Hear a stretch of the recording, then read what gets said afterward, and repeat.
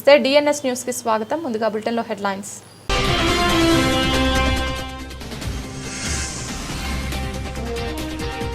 కాంగ్రెస్ ప్రభుత్వం పనితీరుపై బాకీ కార్డును విడుదల చేసిన టీఆర్ఎస్ నాయకులు.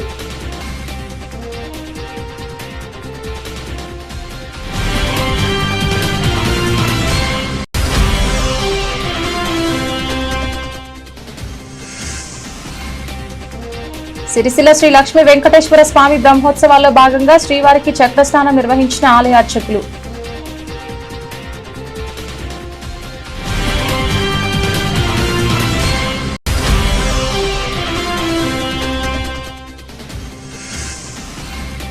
సమాచార హక్కు చట్టాన్ని పగడ్బందీగా అమలు చేయాలని అధికారులకు సూచించిన అదనపు కలెక్టర్ గడ్డం నగేష్.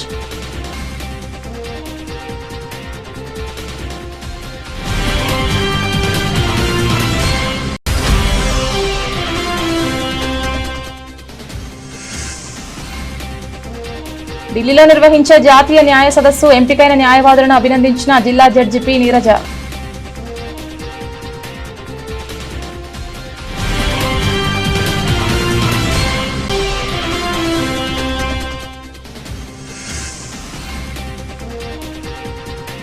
శ్రీవారికి పల్లకి సేవ, మంగళహారతులతో నీరాజనం పలికిన భక్తులు.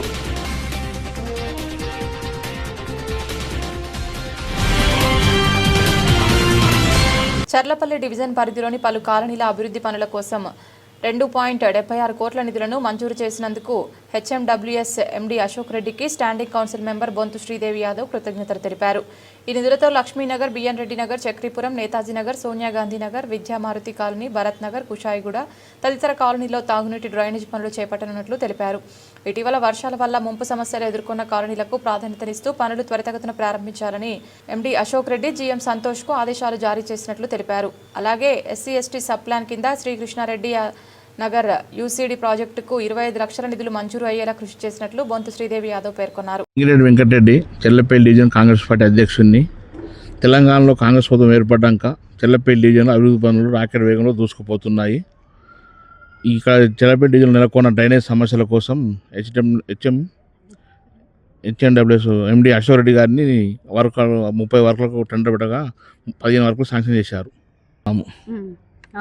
నియోజకవర్గంలోని చర్లపల్లి డివిజన్లో నిన్న హెచ్ఎండబ్ల్యూఎస్ ఎండీ గారు అశోక్ రెడ్డి గారిని కలవడం జరిగింది. గతంలో 30 వర్క్స్ కోసము ఎస్టిమేషన్ పెడితే దాదాపు 3.5 కోట్ల రూపాయల కోసం ఎస్టిమేషన్ పెడితే మరి నిన్న 2,76 లక్షల రూపాయల శాంక్షన్ ఇచ్చిన ఎండీ అశోక్ రెడ్డి గారికి ప్రత్యేక ధన్యవాదాలు, అభినందనలు తెలియజేస్తా ఉన్నాను. ఎందుకనంటే గతంలో 30 సంవత్సరాల కింద ఏర్పడిన కాలనీలు, 20 సంవత్సరాల కిందట ఏర్పడిన కాలనీలు మరి డ్రైనేజ్ వ్యవస్థ అస్తవ్యస్తంగా ఉన్నది. మరి ఎమర్జెన్సీ ఉన్నాయన్నా ఇవి పెట్టండి, ఇవి ఇవ్వండి అని మేము రిక్వెస్ట్ ఒక 10-15 సార్లు తిరిగితే మరి నిన్న పిలిచి మాకు మరి ఈ పేపర్లతో సహా ఇచ్చిండ్రు. మరి చర్లపల్లి డివిజన్కి దాదాపు 2,76 అంటే 142 కోట్లు చర్లపల్లి సైడ్.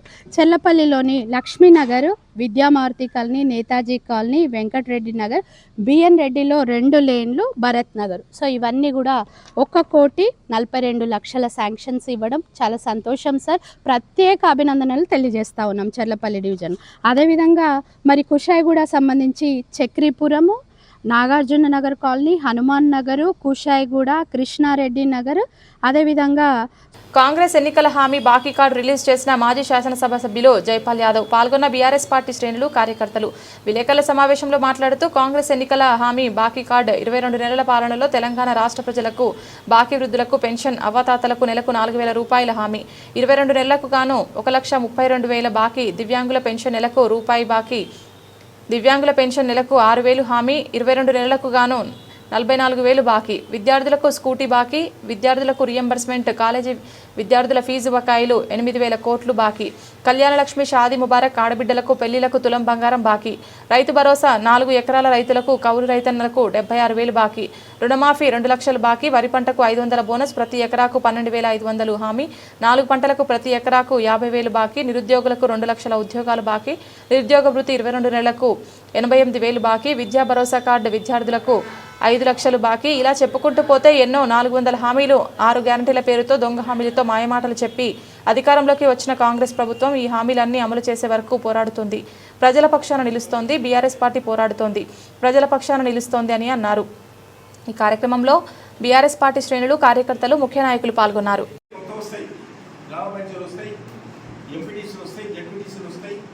మున్సిపల్ వార్డులు వస్తాయి, మున్సిపల్ చైర్మన్ వస్తారు, మేయర్లు వస్తారు, కార్పొరేటర్ వస్తారు, ఆ విధంగా పట్టణ స్థాయిలో వస్తారు స్థానిక సంస్థలు. 42% బీసీలకు మేము రిజర్వేషన్ కల్పిస్తామని చెప్పి కామారెడ్డిలో కర్ణాటక ముఖ్యమంత్రి సిద్దిరామయ్య గారి చేత ప్రకటింపజేసారు. ఎందుకంటే ఆయన కూడా బీసీ ముఖ్యమంత్రి, ఆయన కుటుంబ కులానికి సంబంధించిన వ్యక్తి, గొర్రెల కాపులకు సంబంధించిన వ్యక్తి. ఆయనతో డిక్లరేషన్లో ఆయనతో అనౌన్స్ చేయించారు, ఎందుకంటే బీసీలు నమ్మాలని. తర్వాత ఆ 22 నెలల కాలం నుంచి ఎందుకు మీరు 42% గురించి మీరు పని మొదలుపెట్టలేదు? ఈ మధ్యకాలంలో స్థానిక సంస్థలకు సర్పంచ కాలం పరిమితి ముగిసిపోయి 1 సంవత్సరం 6 నెలలు అయిపోయింది. మున్సిపల్ ముగిసిపోయి సంవత్సరం అయిపోయింది. పల్లె ప్రగతి, పట్టణ ప్రగతి మొత్తం కుంటుపడ్డారు. లైట్ వేస్తుడు లేడు, నీరు చూసిన లేడు, మురికి శుభ్రం చేసుకుని లేడు, ఊరిపెట్టడం లేడు, చెత్తేసేయడం లేడు, ట్రాక్టర్లకు డీజిల్ లేదు. తర్వాత అక్కడ ఉన్నటువంటి లేబర్కు జీతాలు లేవు, కాంట్రాక్టర్ లేబర్కు జీతాలు లేవు. ఆ విధంగా నెల జీతాలు పొందేటువంటి వారు ఆ విధంగా పూర్తిగా అధ్వానం అయిపోయారు. పల్లె ప్రగతి కుంటుపడ్డది, పట్టణ ప్రగతి కుంటుపడ్డది. మేము ప్రకృతి గుణాలు పెట్టాము, అవన్నీ కూడా ఎండిపోయినాయి. చూస్తే దిక్కులేదు. చట్టంలో ఏముంది? కేంద్ర ఎన్నికల కమిషన్ కానీ రాష్ట్ర ఎన్నికల కమిషన్ కానీ చట్టసభలకు కానీ స్థానిక సంస్థలకు కానీ ఎవ్రీ 5 years ఒకసారి ఎన్నికలు జరపాలి, విధిగా జరపాలని చట్టం. కానీ కాంగ్రెస్ ప్రభుత్వం వచ్చిన నారాయణఖేడ్ మున్సిపాలిటీ నిర్లక్ష్యంగా వ్యవహరిస్తోంది. పన్నులు వసూలు చేయడమే పని, ప్రజల పట్ల ఎలాంటి శ్రద్ధ లేదు. ప్రజలు తీవ్ర ఇబ్బందుల్లో ఉన్నారు. వారి సమస్యలను చూసేవారు ఎవరూ లేరు. నారాయణఖేడ్కి మున్సిపాలిటీ హోదా లభించినప్పటి నుండి ఈ రోజు వరకు ప్రజలకు ఇవ్వవలసిన సౌకర్యాలేవీ కల్పించబడలేదు. మున్సిపాలిటీ ఏర్పడ్డాక ప్రజల పరిస్థితి మరింత దయనీయంగా మారింది. ఎవరూ పట్టించుకోవడం లేదు.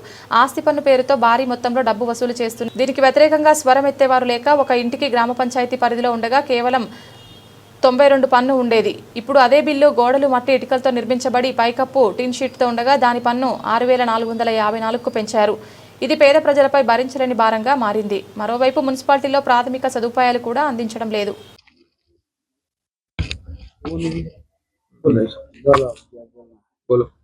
पानी का प्रॉब्लम है हमारे को. खारा पानी तो आ रहा नहीं, 4-5 महीने से अप्लाई भी करे हम लोग, नहीं दे रहे पानी भी. पानी का बहुत काफी तकलीफ है हमारे को. पानी तो आ रहा ही नहीं, हमारे को बहुत परेशानी हो रही है हमारे को. और मीठा पानी भी नहीं आ रहा हमारे को, पानी का वो भी नहीं आ रहा, पीने को पानी नहीं है हमारे को. बहुत तकलीफ हो रही, इधर उधर से जाके ला ले रहे हम लोग. पानी का तो बहुत किल्लत है हम लोगों को, पानी की जरूरत है. और टैक्स भी हद से ज्यादा बढ़ा दिए कि 6,000 5-7 हज़ार ऐसा टैक्स आ रहा. माँ को बहुत परेशानी है, गरीब लोग बेवाया कैसा करना हम लोग, कहाँ से ला के बनना हम लोग. बहुत परेशानी हो रही हमारे को. इसके बारे में टैक्स कम करो, पानी का इंतजाम करो हमारे. రిక్వెస్ట్ చేయడం ఏమన్నా అనగా, ఇప్పుడు ఈ నీళ్ళ ప్రాబ్లం ఉన్నది ఇక్కడ 14వ వార్డులో. దీన్ని కొద్దిగా మీరు సవరించి సరిగా చేస్తే బాగుంటుంది. మళ్ళీ మోరీలు మురికి విషయాల్లో కూడా ఇక్కడ సరిగా తీయడం లేదు. మళ్ళీ అవి పందులు అవి ఇవి చనిపోయినా కానీ మేము రిక్వెస్ట్ చేసినా వాళ్ళు స్పందిస్తలేరు. మరి ఈ బీద ప్రజల మీద ఎక్కువ ట్యాక్స్ ఇళ్ళది ఎక్కువ అవడం వల్ల కూడా చాలా మంది దాన్ని అంత భారంగా తీసుకుంటున్నారు. కాబట్టి ఈ మున్సిపల్ వాళ్ళతోటి వీళ్ళతోటి రిక్వెస్ట్ ఏమున్నదంటే, ఈ ఇండ్ల ట్యాక్సులు కూడా కొద్దిగా తగ్గించి భారం తగ్గిస్తే ప్రజలు సంతోషంగా ఉంటారని. మళ్ళీ ఈ ప్రాబ్లం నీళ్ళది, ఇక్కడ నీళ్ళ ప్రాబ్లం చాలా ఉంది 14 వార్డులో. ఈ బోర్ రిపేర్ చేసి వీళ్ళకు తాగడానికి అందిస్తే బాగుంటుందని మా యొక్క మనవి. నాగర్ కర్నూలు జిల్లా కొల్లాపూర్ పట్టణంలో సిపిఐ పార్టీ మాజీ జాతీయ ప్రధాన కార్యదర్శి మాజీ ఎంపీ సురవరం సుధాకర్ రెడ్డి గారి సేవలను స్మరించుకుంటూ వారి కుటుంబ సభ్యులు సంస్మరణ సభ నిర్వహించారు. ఈ కార్యక్రమంలో మంత్రి జూపల్లి కృష్ణారావు, ప్రణాళికా సంఘం ఉపాధ్యక్షుడు చిన్నారెడ్డి, సిపిఐ పార్టీ జాతీయ నాయకులు సురవరం సుధాకర్ రెడ్డి, సతీమణి విజయలక్ష్మి, ఎమ్మెల్సీలు దామోదర్ రెడ్డి, వివిధ పార్టీల నాయకులు, సురవరం సుధాకర్ రెడ్డి కుటుంబ సభ్యులు పాల్గొని సురవరం సుధాకర్ రెడ్డి చిత్రపటానికి నివాళులర్పించారు. అనంతరం వారు మాట్లాడుతూ సురవరం సుధాకర్ రెడ్డి నమ్మిన సిద్ధాంతాన్ని చివరి వరకు వీడలేదని, ప్రజల సమస్యల పట్ల ఎన్నో పోరాటాలు చేశారని గుర్తు చేశారు. కొల్లాపూర్ ప్రాంతంలోని కొన్రావుపల్లి గ్రామంలో పుట్టి సిపిఐ పార్టీలో క్రియాశీలకంగా ఉండి ప్రజా సమస్యల పట్ల పోరాటమే జీవితంగా ఎన్నో ఉద్యమాలు చేశారని తెలిపారు. విద్యార్థి రాజకీయాల నుంచి జాతీయ స్థాయికి ఎదిగి పాలమూరు ప్రాంతానికి వన్నె తెచ్చారని, తన చివరి శ్వాస వరకు పోరాటాలు చేశారని కొనియాడారు. 6 దశాబ్దాల పైబడి లక్ష్య సాధన కోసం ఎక్కడ కూడా ఏ విషయంలో కూడా రాజీ పడకుండా తన నమ్మిన సిద్ధాంతం కోసం యావత్ జీవితాంతం కూడా పేదల పక్షం వహించి లక్ష్య సాధన కోసం తపన పడినటువంటి వ్యక్తి. అక్కడే ముందు మాట్లాడే చెప్పేదంటే తెలుసు వారి గురించి కూడా, అందుకని గర్వపడుతున్నాను అనుకుంటున్నాను. సరే, పార్టీలో అక్కడ ఉంటుంది. సో వారు రాజకీయం ఉన్నప్పుడు నేను అప్పుడు ఉద్యోగంలో ఉన్నాను. వారి జీవిత చరిత్ర చూస్తే, రెండవది నేను చాలా సందర్భాల వరకు కలవడం జరిగింది. పాపం వారు నాకు ఫోన్ చేయడం జరిగింది, ఇంటికి వెళ్ళి కలవడం జరిగింది, మేడం కలవడం జరిగింది. ఇప్పటిదాకా వారి ముఖంలో ఎప్పుడు కూడా కోపం అనేది చూడలేదు, ఎప్పుడు కూడా కోపం అనేది చూడలేదు. అంటే ఏది మాట్లాడినా ఒక సభ్యత, సంస్కారం, పద్ధతి, విధానం, సమస్య పరిష్కారం కోసం తపన పడ్డ వ్యక్తి.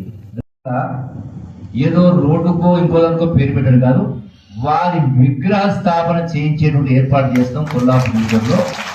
వారి విగ్రహాన్ని, కాంస్య విగ్రహాన్ని ఏర్పాటు చేసేటానికి చేస్తారు. ఎందుకంటే ఒక కొల్లాపూర్ పుట్టిన పెట్టిన బిడ్డ ఒక జాతీయ పార్టీకి జాతీయ స్థాయికి వెళ్ళిందంటే అది మన కొల్లాపూర్ ప్రజలందరూ కూడా గర్వకారణం. కాబట్టి ఖచ్చితంగా వారి విగ్రహావిష్కరణ చేసి ఏర్పాటు చేస్తాం లేదని ఈ వేదిక ద్వారా సవినయంగా విజ్ఞప్తి చేస్తూ, తప్పకుండా వారి యొక్క ఆలోచన విధానాన్ని ముందుకు తీసుకెళ్లే కార్యక్రమం చేయడం జరుగుతుంది. నా శాఖ కూడా కల్చర్ శాఖ కాబట్టి ఆ కల్చర్ శాఖ, కల్చర్ అంటే సంస్కృతి, కల్చర్ అంటే కల్చర్ మంత్రి అంటే ఏదో ఆట పాటల మంత్రి అనుకుంటారు, డాన్స్ల మంత్రి అనుకుంటారు.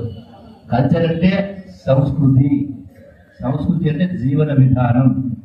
ఆ జీవన విధానం అనేది ధ్వంసమైంది కాబట్టి ఈనాడు ఇన్ని అనర్థాలకు, ఇన్ని రుగ్మతలకు ప్రధాన కారణం. కాబట్టి మరి ఇటువంటి మహనీయుల యొక్క పుస్తకాలు కూడా నా శాఖ ద్వారా సురవరం సుధాకర్ రెడ్డి గారి పుస్తకాలు ప్రింట్ చేసి ప్రతి గ్రామ రాష్ట్రం మొత్తం కూడా పంపిణీ చేసే కార్యక్రమం చేస్తాను చెప్పని ఈ వేదిక ద్వారా సవినయంగా విజ్ఞప్తి చేస్తూ మరొకసారి. ఓటు చోరీకి పాల్పడిన బీజేపీ ప్రభుత్వం ఎన్నికల సంఘం తీరుపై కాంగ్రెస్ నేత రాహుల్ గాంధీ దేశవ్యాప్తంగా నిరసనలు వ్యక్తం చేస్తున్న నేపథ్యంలో వర్ధన్నపేటలో ఎమ్మెల్యే కేఆర్ నాగరాజు ఆధ్వర్యంలో ఓటు చోరీపై సంతకాల సేకరణ కార్యక్రమం ప్రారంభమైంది. ఈ కార్యక్రమంలో వరంగల్ ఎంపీ కడియం కావ్య కూడా పాల్గొన్నారు. ప్రజలు పెద్ద సంఖ్యలో పాల్గొని తమ సంతకాల ద్వారా నిరసన తెలిపారు. వర్ధన్నపేట నియోజకవర్గంలో ఓటు దొంగలపై సంతకాల సేకరణ మా యొక్క ముఖ్యమంత్రి రేవంత్ రెడ్డి గారి ఆదేశానుసారం, అలాగే పిసిసి అధ్యక్షుల యొక్క ఆదేశాలను ఈ యొక్క కార్యక్రమం చేపట్టడం జరిగింది. మా యొక్క ప్రతి కార్యకర్తలు గ్రామానికి వెళ్లి ఈ యొక్క ఓటు దొంగతనమైందనే విషయం పైన ఒక్క ఇంట్లో సుమారుగా 40 ఓట్లు, మల్టిపుల్ ఓట్స్ లేనికాడ ఉన్నది, ఉన్నకాడ లేనట్టుగా తయారు చేసిన ఈ బీజేపీ ప్రభుత్వం ఈసీ కూడా సిగ్గు చేటుగా మా యొక్క రాహుల్ గాంధీ గారు మొత్తం 1 గంట సేపు ఈ యొక్క ప్రజెంటేషన్ ప్రపంచవ్యాప్తంగా తెలిసే విధంగా, రాష్ట్ర ప్రజలు, దేశ ప్రజలందరూ చూసే విధంగా మీడియా ద్వారా ఓటు ఎలా దొంగిలించబడ్డాయి, చనిపోయిన ఓట్లను కూడా దొంగిలించి బతుకున్నట్లు చేసి ఈ యొక్క ఓట్లను దొంగిలించి ఈసారి గద్దెలు ఎక్కి కేంద్ర ప్రభుత్వంలో పాలిస్తున్న బీజేపీ నాయకులు ఎవరైతున్నారో సిగ్గుచేటు. మోదీకి ఇంకనైనా మేల్కు రావాలి. మహేశ్వరం నియోజకవర్గంలోని కందుకూరు మండలం మీర్ఖాన్పేట్ గ్రామంలో గడప గడపకు కాంగ్రెస్ బాకీ కార్డు గ్రామస్తులతో చెట్టు కింద రచ్చబండ కార్యక్రమంలో మాజీ మంత్రి మహేశ్వరం ఎమ్మెల్యే సబితా ఇందారెడ్డి పాల్గొన్నారు. కార్యక్రమంలో మాట్లాడుతూ ఆమె ప్రస్తుత ప్రభుత్వంపై తీవ్ర విమర్శలు గుర్పించారు. సబితా గారు పేర్కొన్నారు, ఈ ప్రభుత్వం ఏర్పడి 22 నెలలు గడిచినా ఇచ్చిన 420 హామీలలో ఒక్కటి అమలు కాలేదు. గత ప్రభుత్వ పథకాలదే ప్రజలకు ఇప్పటికీ లబ్ధి. అబద్దాలతో రోజులు గడిపే ప్రభుత్వం ఇది అని అన్నారు. ఆమె ఉదాహరణగా వివరించారు. మహిళలు ఇప్పటికీ గత ప్రభుత్వంలో పంపిణీ చేసిన బతుకమ్మ చీరలను ధరించి స్వాగతం పలికారని, అలాగే దళిత బంధు పథకం ద్వారా లబ్ధి పొందిన కుటుంబాలు తమ కారు ద్వారా ప్రతిరోజు ఆదాయం 1000 రూపాయల ఆదాయం పొందుతున్నారని లబ్ధిదారుడు సబితమ్మతో పేర్కొన్నారు. ఇలాంటి పథకాలు ప్రజలకు నిజమైన చేశాయి.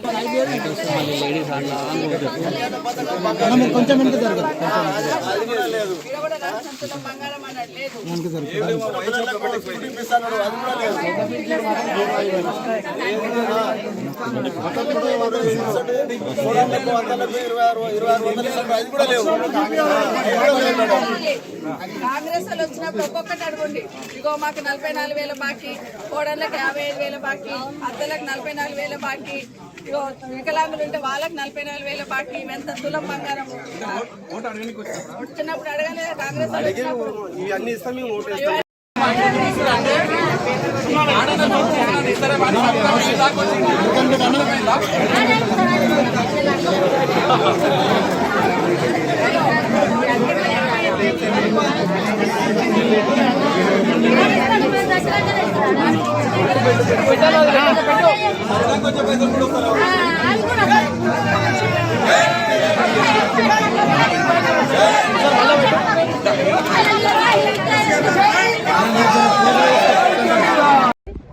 మండల అధ్యక్షులు జయేందర్తో పాటు సురేందర్ రెడ్డి గారు, ex market committee chairman Chandrasekhar గారు, సింగిల్ విండో చైర్మన్ గారు లక్ష్మణరెడ్డి గారు, స్థానిక సర్పంచ్ శేఖర్ గారు, అదేవిధంగా మా జ్యోతి శేఖర్ గారు, అదేవిధంగా రాములు ఎంపీటీసీ గారు, విలేజ్ ప్రెసిడెంట్ గారు, అందరు కూడా మండలి నుండి వచ్చిన నాయకులకు అందరికీ కూడా, అన్ని గ్రామాల నుండి నాయకులు వచ్చినారు.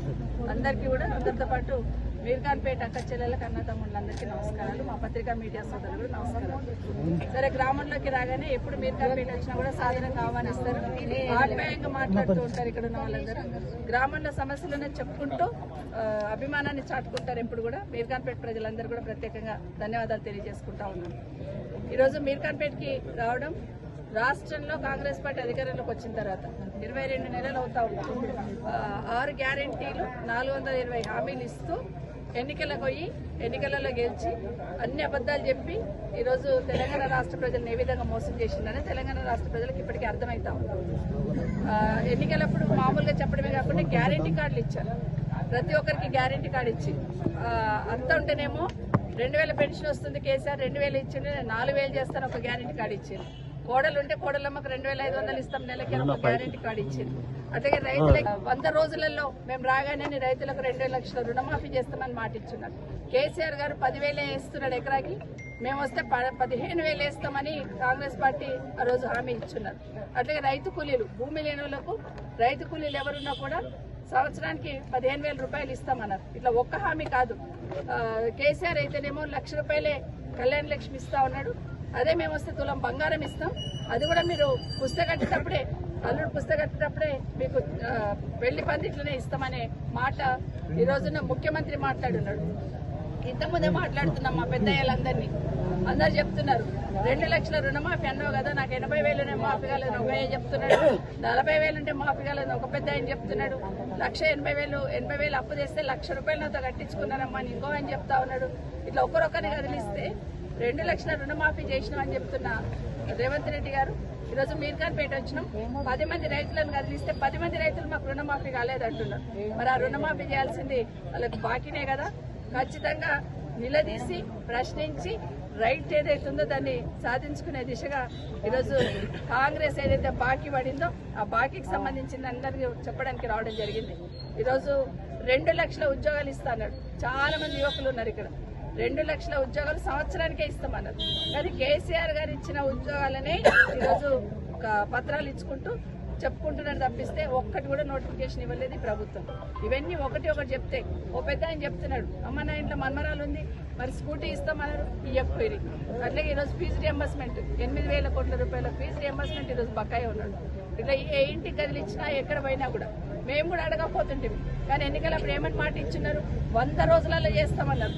కేసీఆర్ చేతనైతే లేదు, మేము వస్తే ఇవన్నీ 100 రోజులలో చేస్తాం, గ్యారెంటీ కార్డులు జాగ్రత్తగా పెట్టుకోండి, కాంగ్రెస్ పార్టీ కార్యకర్తలు మీ దగ్గరకు వచ్చి కార్డు తీసుకొని మీకు 2,500 ఇస్తారు, కార్డు తీసుకొని మీకు 4,000 ఇస్తారు, వికలాంగులకు 4,000 ఇస్తారు, ఇట్లా ఎన్నో మాటలు చెప్పుకుంటూ పోయినారు.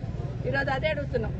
మళ్ళీ ఎన్నికలు వస్తున్నాయి, మళ్ళీ మోసం చేయడానికి మళ్ళీ ముందుకు వస్తారు. మళ్ళీ సిద్దిపేట పోలీస్ కమిషనరేట్ పరిధిలో ప్రజలకు మరింత మెరుగైన సేవలు అందిస్తామని, ప్రజలు పోలీసులకు సహకరిస్తే శాంతి భద్రతలు సవ్యంగా ఉంటాయని సిద్దిపేట పోలీస్ కమిషనర్ విజయ్ కుమార్ తెలిపారు. సిద్దిపేట పోలీస్ కమిషనర్ కార్యాలయంలో మీడియాతో సిపి విజయ్ కుమార్ మాట్లాడుతూ స్థానిక సంస్థల ఎన్నికల సందర్భంగా రాష్ట్ర ఎన్నికల సంఘం కోడ్ ఆఫ్ కండక్ట్ నియమ నిబంధనలను ప్రజలు, ప్రజాప్రతినిధులు, యువతీ యువకులు అందరూ పాటించాలని సూచించారు. క్రిటికల్ సెన్సిటివ్ గ్రామాలను, పోలింగ్ కేంద్రాలను గుర్తించడం జరిగిందని, జిల్లాలో ఉన్న బెల్ట్ షాపులపై చట్టపరమైన చర్యలు తీసుకుంటామని తెలిపారు. ఫ్రీ అండ్ ఫెయిర్ ఎన్నికలు నిర్వహించడానికి ప్రజలు, ప్రజాప్రతినిధులు, రాజకీయ నాయకులు, యువతీ యువకులు సహకరించాలని, జిల్లా యంత్రాంగంతో కలిసి ప్రశాంతమైన వాతావరణంలో ఎన్నికలు నిర్వహించడానికి ప్రణాళికలు సిద్ధం చేయడం జరిగిందని తెలిపారు.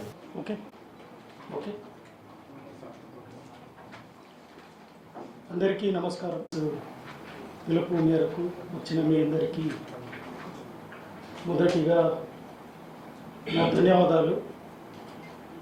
నేను మొన్న సిద్దిపేట జిల్లా పోలీస్ కమిషనర్గా బాధ్యత తీసుకున్న తర్వాత ఒక ప్రెస్ మీట్ పెట్టి కొన్ని జనరల్ పబ్లిక్ సేఫ్టీ విషయాల గురించి, తర్వాత రాబోయే రూరల్ లోకల్ బాడీ ఎలక్షన్స్ గురించి కొన్ని విషయాలను ప్రజలకు తెలియజేయాలి అనే అంశం ఉండింది. దానికోసం ప్రస్తుత ఈ మీడియా సమావేశాన్ని నిర్వహిస్తున్నాము. సిద్దిపేట జిల్లా పోలీస్ కమిషనరేట్లో ఈ ఉన్న 26 పోలీస్ స్టేషన్స్ వ్యాప్తిలో కూడా అన్ని ప్రదేశాలలో అన్ని విధాలుగా పబ్లిక్ సేఫ్టీని మెరుగుపరుస్తూ ప్రజా కేంద్రితమైన పోలీసింగ్ వ్యవస్థని ఇంకా కొనసాగించే దిశలో నేను మన అధికారులతో కలిసి ఒక టీం వర్క్ లాగా పనిచేయాలని భావిస్తున్నాను. ఇప్పటి వరకు ఏదైతే మంచి పనులు మన అధికారులు చేసుకుంటూ వచ్చారో అవన్నీ కంటిన్యూ చేస్తూ, ఇంకా ఎక్కడైతే ఇంప్రూవ్మెంట్ అవసరం ఉందో అవన్నీ ఇంప్రూవ్ చేసుకుంటూ ప్రజా కేంద్రితమైన పోలీసింగ్ వ్యవస్థ, పోలీసు సేవలు ప్రజలకు ఎలా టైంలో అందుబాటులో ఉండే విధంగా అన్ని రకాల చర్యలు తీసుకోవడానికి అన్ని ప్రయత్నాలు అందరూ చేస్తాము. జిల్లాలో కొన్ని ముఖ్య సమస్యలు కూడా నా దృష్టికి వచ్చినాయి గత 2-3 రోజుల్లో. వాటిలో చాలా ముఖ్యంగా ఈ crimes against women, particularly married women harassment కేసులు ఎక్కువ పోలీస్ స్టేషన్లో, అన్ని పోలీస్ స్టేషన్లో నమోదవుతున్నాయి అనేది నా దృష్టికి వచ్చింది. ఆల్రెడీ మన పోలీస్ కమిషనరేట్లో ఒక ఉమెన్ పోలీస్ స్టేషన్ కౌన్సిలింగ్ కర్తవ్యాన్ని నిర్వహిస్తుంది. అదేవిధంగా స్నేహిత అనే కౌన్సిలింగ్ సెంటర్ కూడా ఎన్జిఓ సహకారంతో మన కమిషనరేట్లో పనిచేస్తుంది. అదేవిధంగా మహిళలు, బాలికల పైన జరిగే నేరాలను పరిశోధించే క్రమంలో పోలీసు దర్యాప్తు అధికారులకు సహాయం అందజేయడానికి భరోసా సెంటర్ కూడా జిల్లాలో పనిచేస్తుంది. ఈ వివాహిత మహిళల సమస్యల కోసము మన మహిళా పోలీస్ స్టేషన్, తర్వాత స్నేహిత సెంటర్స్ చాలా మంచిగా పనిచేస్తాయి. బీటెక్ విద్యార్థిపై దాడి కేసులో 5 నిందితులకు అంబర్పేట పోలీసులు చాకచక్యంగా అరెస్ట్ చేశారు. 24 గంటల్లో పోలీసులు ఈ కేసును ఛేదించి నిందితులను కటకటాల వెనక్కి పంపించారు. మంగళవారం సాయంత్రం అంబర్పేట పోలీస్ స్టేషన్లో ఏర్పాటు చేసిన మీడియా సమావేశంలో కాచిగూడ ఏసీపీ హరీష్ కుమార్, ఇన్స్పెక్టర్ కిరణ్ కుమార్లు దీనికి సంబంధించిన వివరాలు వెల్లడించారు. మేడిపల్లి కమలానగర్కు చెందిన నరేష్ కుమారుడు అభినవ్పై ఈ నెల 5వ తేదీ అర్ధరాత్రి బాగంబర్పేట అయ్యప్ప దేవాలయం వద్ద కొంతమంది విచక్షణారహితంగా కర్రలు, బీర్సీసాలతో దాడి చేశారు. ఈ దాడిలో అభినవ్ తీవ్రంగా గాయపడడంతో పోలీసులు అతనికి మలక్పేటలోని ఓ ప్రైవేట్ ఆసుపత్రికి తరలించారు. అభినవ్ తండ్రి నరేష్ ఫిర్యాదు మేరకు కేసు నమోదు చేసిన అంబర్పేట పోలీసులు అన్ని కోణాల్లో దర్యాప్తు చేపట్టారు. నిన్న మార్నింగ్ అంటే ఎర్లీ అవర్స్లో ఈ మాత నిమజ్జనం తర్వాత, దుర్గామాత నిమజ్జనం తర్వాత అప్రాక్సిమేట్లీ midnight 1:30 టైంలో అభినవ్ అనే పిల్లగాడిని, ఒక అబ్బాయిని, ఇంజనీరింగ్ చదువుతున్న అబ్బాయిని, గౌతమ్ అండ్ ఇంకొక 4 మిగతా వాళ్ళు కలిసి కొంచెం సీరియస్గా కొట్టడం జరిగింది. కర్రలతో వీటితోటి ఆయన కొట్టారు. వాళ్ళు తాగున్నారు. ఆ టైంలో మిస్కమ్యూనికేషన్తో ఆయన కొట్టారు. కొడితే అతనికి తీవ్ర గాయాలయ్యి ఆయన యశోద హాస్పిటల్లో జాయిన్ అయ్యాడు. దీని మీద నిన్న మార్నింగ్ కేసు రిజిస్టర్ అయింది 11 o'clockకి. ఇన్ఫర్మేషన్ 11 o'clock వచ్చింది నిన్న మార్నింగ్. ఇమీడియట్ కేసు రిజిస్టర్ అయింది. వాళ్ళని అరెస్ట్ చేస్తాం. అరెస్ట్ చేసి కోర్టులో ప్రొడ్యూస్ చేస్తున్నాం. మొత్తం అందరు అక్యూజులు మొత్తం 5. గౌతమ్, సంపత్, యశ్వంత్, శివకుమార్ అండ్ భాస్కర్. 5. గొడవ ఇష్యూ చిన్నదే. యాక్చువల్గా ఒకరికొకరికి పరిచయం ఇప్పుడు లేదు, వాళ్ళు ఇంతకుముందు కూడా లేదు. ఎవరైతే కంప్లైనెంట్ ఉన్నాడో ఇతను అభిరావ్ అనే అబ్బాయి ఉన్నాడో ఆయన ఈ ఏరియా కూడా కాదు, అతను మేడిపల్లి ఏరియా పక్కన రాచకొండ కమిషనరేట్. ఎవరైతే అక్యూజులు ఉన్నారో అక్యూజులందరిది మన అంబర్పేట ఏరియా, మల్లికార్జున నగర్ ఆ ఏరియా మొత్తం వాళ్ళదంతా. వీళ్ళు వచ్చాక కొంచెం ఆ టైంలో తాగుండడం వల్ల వీళ్ళు రేజ్ అయిపోయి కొట్టడం జరిగింది మిస్కమ్యూనికేషన్ తోటి.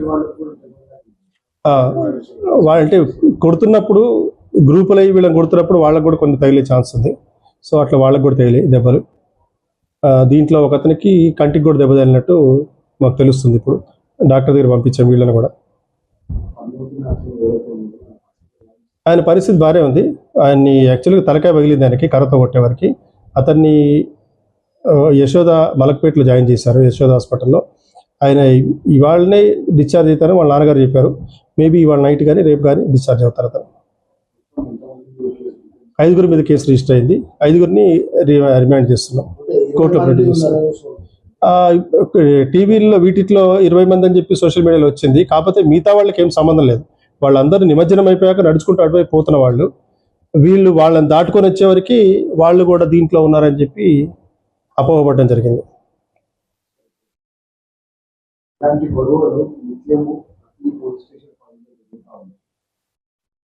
ఇది కూడా ఒక దీనికి దీనికి మిగతా వాటికి దీనికి తేడా ఏంటంటే ఇంతకుముందు కూడా ఇట్లాంటివి జరిగాయి. అప్పుడు కూడా ప్రెస్ మీట్లు పెట్టాం. కాకపోతే ఈసారి కొంచెం సీరియస్ లెవెల్లో వాళ్ళు 4 కలిసి కార్నర్ చేసి ఇట్లాంటివి ఈ మధ్యలో అంబర్పేటలో కానీ ఈ కమిషనరేట్లో కానీ జరగట్లేదు. అదిగాక ఇప్పుడున్న కమిషనర్ గారు స్ట్రిక్ట్గా ఆల్రెడీ సార్ వచ్చిన రోజే మాకు చెప్పారు, ఇట్లాంటి రౌడీజాలు కానీ ఇట్లాంటివి ఏమున్నా కానీ స్ట్రిక్ట్ యాక్షన్ తీసుకోమని చెప్పారు. ఈవెన్ డీసీపీ గారు కూడా అది కేసు రిజిస్టర్ అయింది అని చెప్పంగానే తీసుకొచ్చి ఇమ్మీడియట్గా కోర్టులో ప్రొడ్యూస్ చేయమని చెప్పారు. సో కమిషనర్ గారు సీరియస్గా ఉన్నారు. ఇక్కడ ఆల్రెడీ ఇట్లాంటివి జరగకుండా ఏదన్నా జరిగినప్పుడు ఇనిషియల్ స్టేజ్లోనే చేస్తే, దీన్ని సాగదీయకుండా ఇనిషియల్ స్టేజ్లో చేస్తే బాగుంటుందని చెప్పి ఇమ్మీడియట్గా వీళ్ళని అరెస్ట్ చేసి రిమాండ్ చేయడం జరిగింది.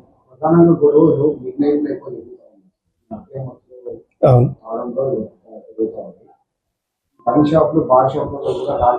బులెటిన్ ముగించే ముందు హెడ్లైన్స్ మరొకసారి.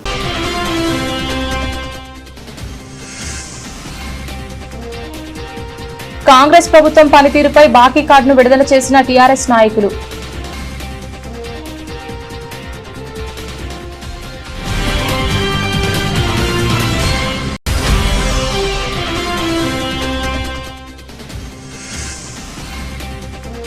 సిరిసిల్ల శ్రీ లక్ష్మీ వెంకటేశ్వర స్వామి బ్రహ్మోత్సవాల్లో భాగంగా శ్రీవారికి చక్రస్నానం నిర్వహించిన ఆలయ అర్చకులు.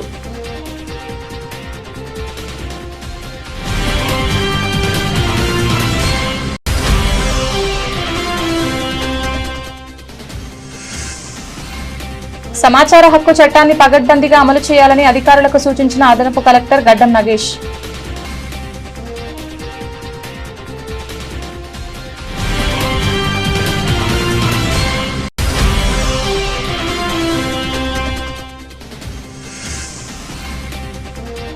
ఢిల్లీలో నిర్వహించే జాతీయ న్యాయ సదస్సు ఎంపికైన న్యాయవాదులను అభినందించిన జిల్లా జడ్జి పి నీరజ.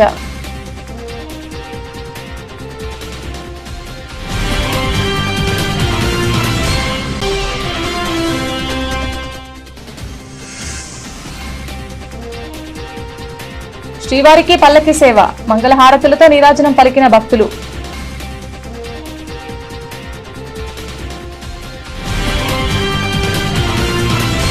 ఇది ఇవాల్టి బులెటిన్. తిరిగి మరొక బులెటిన్లో మళ్ళీ కలుద్దాం. అంతవరకు సెలవు. నమస్కారం.